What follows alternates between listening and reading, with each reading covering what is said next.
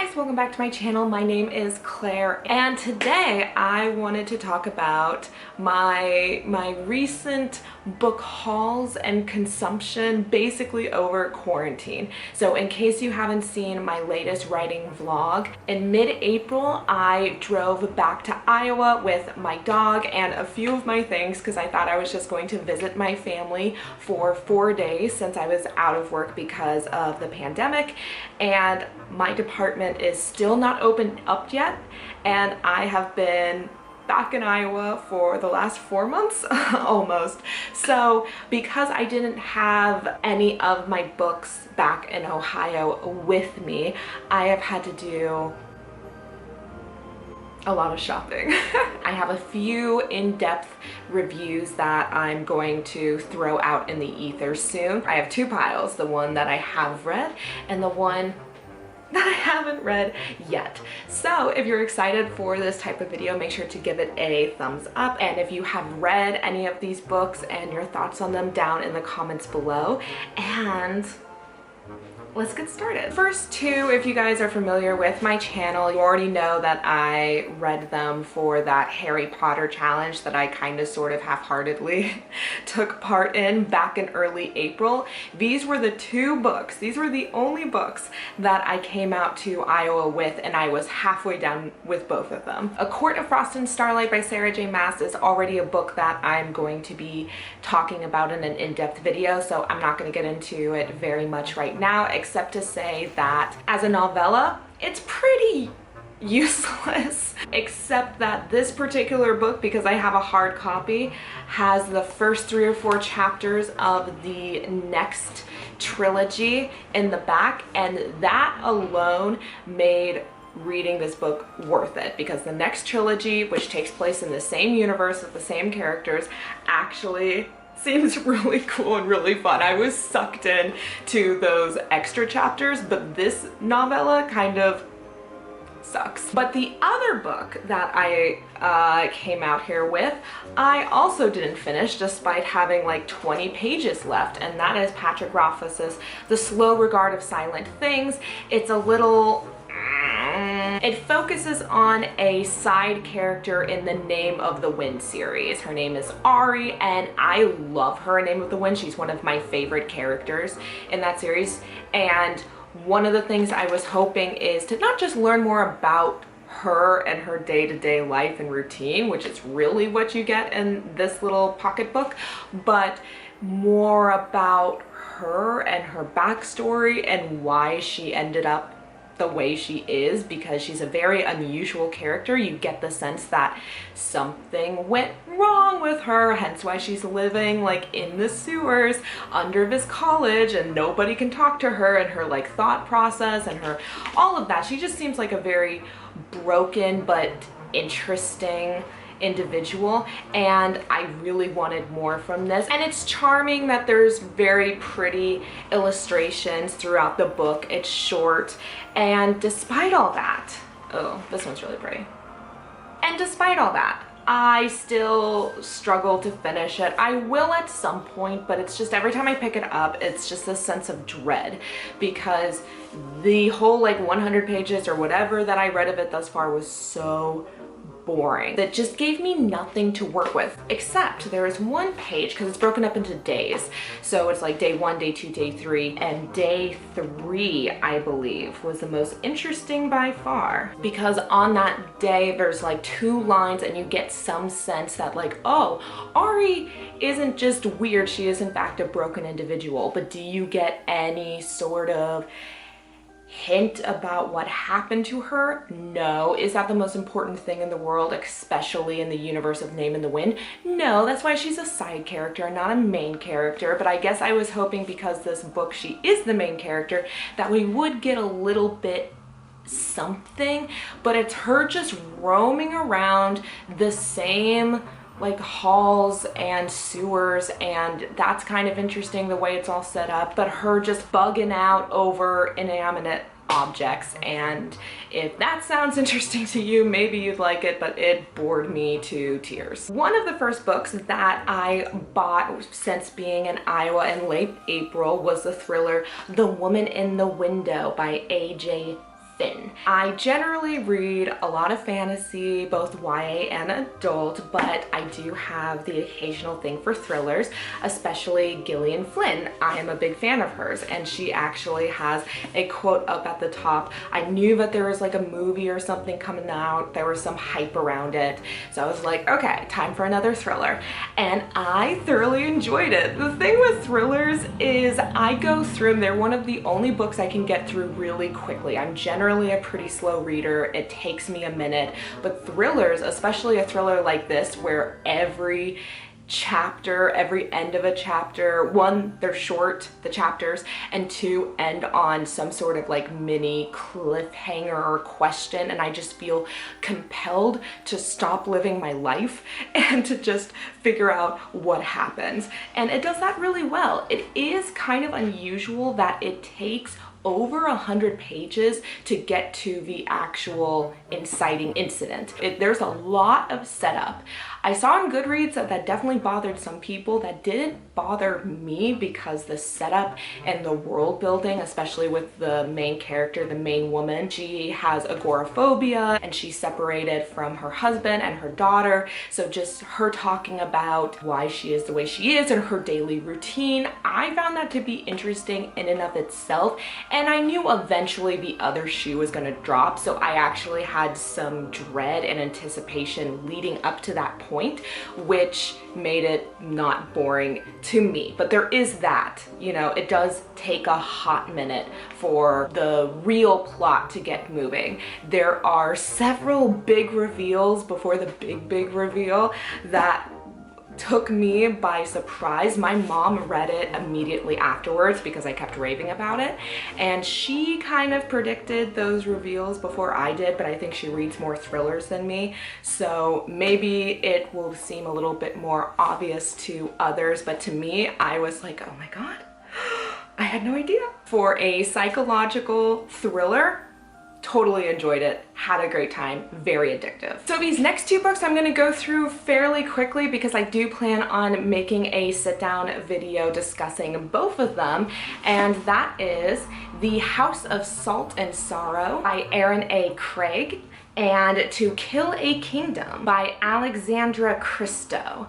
So these are both YA fantasy retellings that take place or near or are greatly influenced by the ocean and ocean lore, which is part of the reason I wanted to do a sit-down video with both of them together, because despite that, they are radically different books. House of Salt and Sorrow is a 12 Dancing Princesses retelling, which most people have not read that fairy tale. I have. So that was one of the things that really drew me to it. It's a super interesting book. I wasn't quite sure what to expect, and I think that's one of the things that just kept me on my toes the entire read, even though this is a slow build. I really like the world building because it's one of those seaside ocean books where the ocean's very dark and the sand is black. It's not like a fun beach. It's rocky and there's storms. The author does a really good job of just constantly building on that setting and making it kind of seep through the pages. The story is unusual, and like I said, it's a slow pace, slow reveal burn, a little bit of a thriller, a little kind of a murder mystery, but slow until the last 100 pages, and then it just gets crazy, and I'll talk about that more in my review. But the direction it goes into, I don't want to say is a left turn because it's a little bit more sophisticated than that, but there's a lot that happens, and that's where kind of the fantasy or the mysticism comes in. Some very creepy and disturbing images that it left me with. There's almost a Jane Austen-y charm to it, especially throughout the first 300 pages, and then the last 100 is just wild. So very interesting book. I really enjoyed it, but it also leans on the slow side, which might be a deterrent for some people, but I think the last 100 pages definitely makes up for it. Then we come to Kill a Kingdom, which has one of the most beautiful covers that I have ever seen. And this is a Little Mermaid retelling, but instead of mermaids, the girl is a siren who specifically goes after princes. Like, she kills princes, that's her thing, because she's the daughter of the sea witch. And then the other POV, so it switches off between these two POV characters, and the other POV is a prince who kills sirens. There was a lot of things within this story that were ridiculous, that I rolled my eyes, that I was a little bit confused by the world building. And I'll talk about this more in my review, so I don't want to like get too much into it, but there were little things like that was like, I don't think that's how it would work, but it was so stupid fun. Unlike the other books I've talked about, this is like fast-paced, stuff is happening, kind of violent and gruesome, but very exciting all the way through. Especially for like a summertime read, I had a great time every time I sat down to read it. Honestly, I would pretty much recommend to anybody, as long as you go in with the expectation that this is not like a serious, in-depth fantasy book. This is fun, fast-paced action adventure with a sprinkle of hate to love romance thrown in. Oh, I also need to mention my audiobook. So when I first came out to Des Moines, I was finishing up listening to Crescent City by Sarah J. Maas. This is also going to be in a more in-depth review. It's Sarah J. Maas. I listened to it.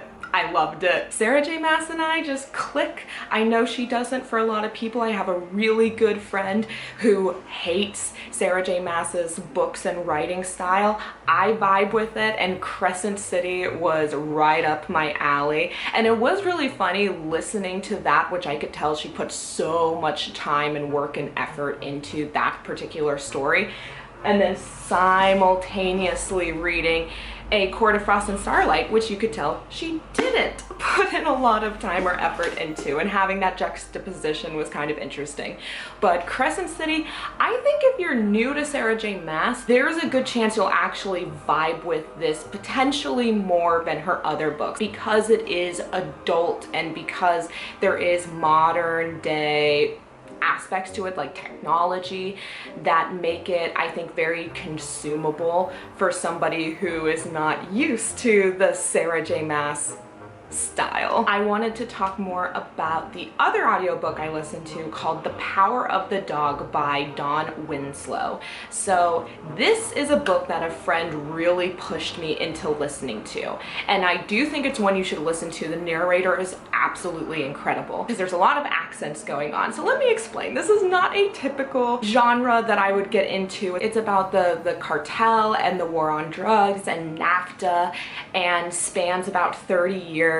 All of that ended up being extremely interesting. It's just not the type of story I naturally gravitate towards. However, what my friend said that really sold me on it was that it reads like an epic fantasy, because there's different warring families or the DEA and all these different perspectives with just how many different people and groups and alliances are involved.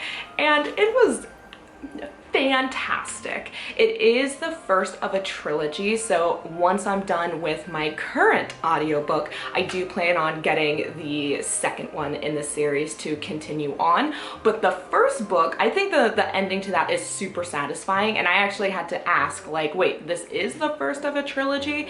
Because it doesn't necessarily feel like it, but he says that the second book is even better than the first, which blows my mind because the first was so good. I would highly recommend it, even if it is a little bit outside of your comfort zone, because that's how it was for me. Before I continue on to the books that I have hauled recently and that I plan on reading, I wanted to talk a little bit about my current reads. And I've been on this for a little bit, but it is The Witcher, or to be more specific, The Last Wish by, I don't know how to pronounce this name, but obviously The Witcher is like a super popular series. I have a video about what my like experience watching the Netflix series. I haven't played any of the games, but obviously that kind of leads to its major popularity. So The Last Wish is kind of weird. I picked this up at Target. I didn't have the entire series to choose from like you would at Barnes & Noble. So The Last Wish is not the first book in the series. It's like the prologue. It's an anthology series made up, at least from what Wikipedia told me, are a bunch of short stories that the author wrote using The Witcher that he worked on both before and after the first book released. You definitely get that anthology vibe. The only thing that's consistent is that Geralt of Rivia is throughout every single story. A lot of those stories were utilized in the Netflix show. That definitely helped familiarize me with the setting and who Geralt is and kind of what was going on. There's no Yennefer yet. That is definitely different from the show. It's taking me a hot minute to get through it because I know what's going to happen. Not necessarily overall, but there's a lot of these stories where I begin it and it's like, I remember that episode. I know how it's gonna end, more or less. There's definitely some key differences, but I struggled with this when I read Game of Thrones too, because even though like the writing is different and you do get more details, ultimately they are close enough to the media that I consumed first that sometimes it's a little bit of a struggle to like pull myself along, but it's still really interesting. I am not sure based off of this necessarily inclined to read the rest of the series. Let me know down below how reading The Witcher is, like how that is as a series. I'm not against it because I really like Geralt. He's such a good character in The Witcher, like what a Witcher is and then Geralt's backstory. That was my favorite part of the show and of reading this. And then obviously the idea of seeing more of Yennefer and reading her story on the page too in future books is really intriguing because I really liked her in the show as well. But that's what I'm physically reading right now. And then I am listening to another Sarah J Maas book, and that is the prequel story to the Throne of Glass series called Assassin's Blade, and it is about Selena Sardothian and basically the events leading up to where she's at the beginning of Throne of Glass. So I have heard from other people that are fans of the Throne of Glass series that they really like Assassin's Blade, and a lot of them will say that it's their favorite book, that and Kingdom of Ash. So I finally downloaded it and I've been listening to it, and I totally understand the hype. There is something about the anthology structure of it. I like Selena a lot. She's very like sassy and spunky, and the like different missions that she goes on and the situation she's in. There's something about her and about the story that strangely reminds me of Name of the Wind, and this is something maybe I also need to make like individual sit-down video about because I've been thinking about this a lot, like especially the silent assassins and just the like hero's journey and starting off really young and like where she goes, but that I just vibe with so much more. I just really like the Assassin's Blade. I have about 3, maybe less, maybe only 2 hours, 2.5 hours to go, and a part of me just wants to save it because I'm enjoying it so much, and it just makes like walking the dog just such a fun little experience. There's something about especially the first 3 books and now the Assassin's Blade, so I guess the first 4 books, kind of the first half of the Throne of Glass series, doesn't take itself too seriously, but that it just feels very fun and lighthearted despite the fact that she's an assassin. That whole series I just thoroughly enjoy, and this has just added to my enjoyment of it. Okay, so now we're gonna be talking about all of my other stack, my other haul, my other goodies. So this one I did not buy. My mom is lending it to me to read, and I think I'm gonna read this once I'm done with The Witcher, and that is Jane Austen's story, Emma. My mom and I watched the Emma remake or new Emma movie recently, and I loved it. And then a really close friend of mine, she's read Pride and Prejudice, Sense and Sensibility, and Emma, all written by Jane Austen, and then she and I watched the 2006 Pride and Prejudice starring Keira Knightley, which was amazing. Like, whew. But my friend said that when it came to actually reading the books, Emma was by far her favorite, and my mom had it, and so she's lending it to me, and I'm really excited to get into it. I've read Pride and Prejudice and Sense and Sensibility before, but it has been a really long time, like over a decade.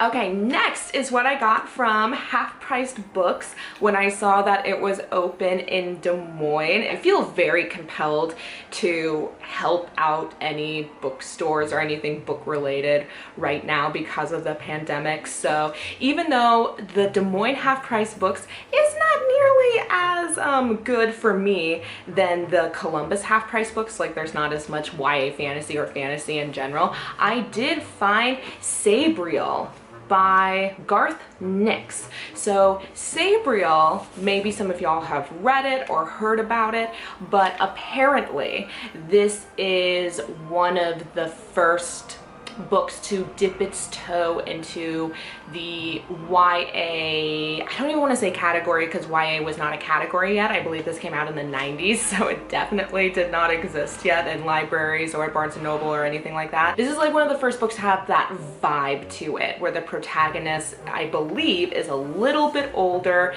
and despite the fact that it is technically a children's book, the main character deals with more adult or even just coming of age issues. I've heard great things about it too, that it's also genuinely a really good book, so I'm really excited to eventually get into this one. Okay, but these guys, I'm super excited. Sorry, I'm trying to grab them in order of which that I bought them. So then I just realized I don't even really understand the title.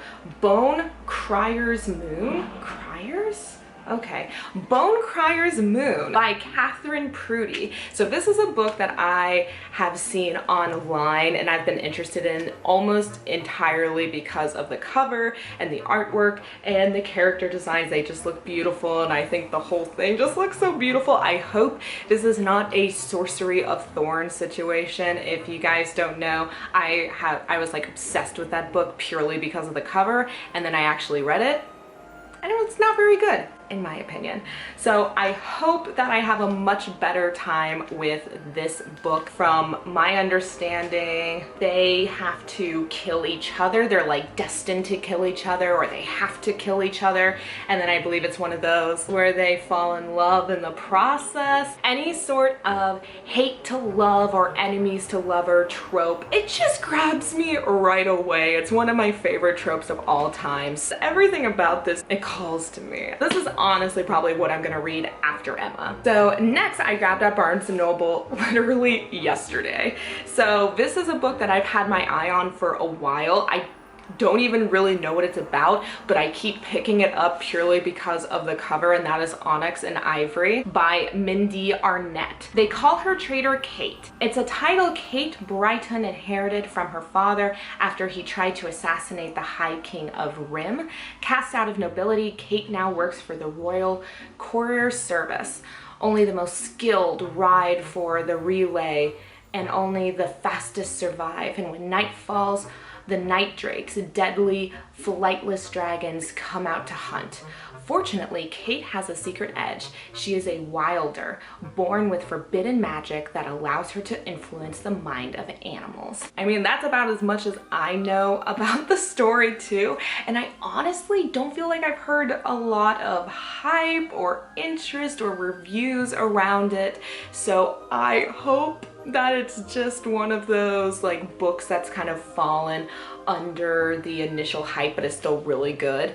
because like I said, the cover really interests me. I think the premise sounds interesting, so I'm definitely excited to get into this one. Let me know if you have read any of these new books that I've gotten down below and what you thought of them. All right, next is also one that I've been meaning to pick up for a while, and that is Brandon Sanderson's Skyward, and I plan on getting more of Brandon Sanderson's adult fantasies over Audible, especially like The Way of Kings and things like those massive books. I think will definitely suit me better if it's an audio format. Sci-fi. Brandon Sanderson, Skyward. Heard the hype around this series for a while. I heard him specifically talk about this series during his like Q&As and live streams, because I would definitely suggest if you are, a Brandon Sanderson fan or a fiction writer yourself, that you watch Brandon Sanderson, both his college lectures and his live streams. Even though he does, there's a lot of, not fan service, but like fan specific questions or lore specific questions. There's also a lot of writing and publishing specific questions, and Skyward is just something that I hear about, people love, people rave. It's Brandon Sanderson, it's YA, which is kind of interesting. I think Warbreaker was kind of a YA book. That's kind of the vibe. Potentially Mistborn 2 is kind of a YA. I think Brandon Sanderson actually has that coming of age YA voice to him naturally. I say that without reading any of his other series, so maybe I'm super off base, but I suspect that I will thoroughly enjoy Skyward. I trust him. I just have a feeling this is going to be a very, very fun read. And the last book I picked up from Barnes & Noble, I grabbed it without reading the inside jacket or anything. I purchased it purely because it is one of the most beautiful covers I have ever seen, and that is Girl, Serpent, Thorn by Melissa Bashardoust. Apologies if I butchered that, but this cover, I saw it on Goodreads and I thought, wow, that is one beautiful cover. And then I saw it on Barnes & Noble and I was like, oh my God, that is one beautiful cover. I also just really like the tagline, sometimes the princess is the monster. That trope as well of like the innocent or the proper or the high society girl that turns out to be the dangerous one in the story. So beyond everything that I'm seeing on this front cover, I do not know much about this book. It feels kind of short. So it's 311 pages, so that's kind of shorter, especially for a YA fantasy. They tend to hit 400 or more. I mean, it has a ton of praise from other authors on the back. That doesn't necessarily mean anything, but this cover is just giving me so much hope that it will be just a joy to read. That's what I'm hoping for. If worst comes to worst, it will just be, even if it's a disappointment. Sorcery of Thorns was a disappointment, but I still love the cover and I'm happy I own the book because the cover is so beautiful. So ultimately, even if this is a dud, we still have that cover. I'm gonna read who the artist is. Jacket design by Sasha Vinogradova.